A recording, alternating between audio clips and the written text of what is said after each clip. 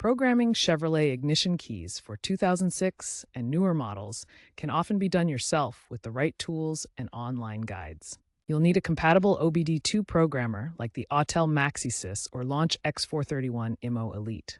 Essential items include a blank transponder key and often a working donor key.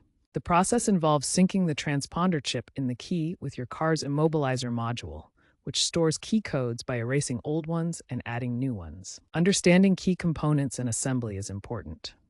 A basic kit costs around $50 to $200. Post-2020 models have enhanced security, making it slightly more complex, but DIY success rates are generally high if you check compatibility with your specific Chevy model.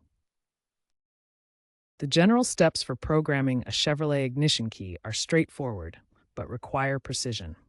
First, insert your existing working key into the ignition. Second, turn the ignition to the on position without starting the engine. Third, connect your programmer tool via the vehicle's OBD2 port located under the dashboard. Fourth, use the programming tool to enter the vehicle's programming mode.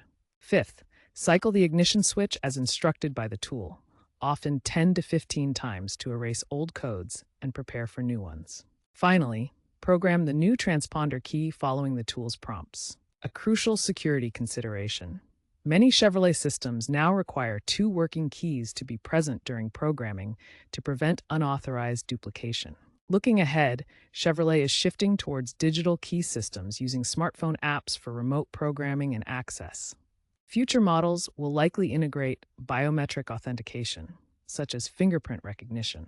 Blockchain-based security may replace traditional transponder systems. As cyber threats rise, traditional DIY transponder programming may become obsolete. Keep programming tools updated to maintain security.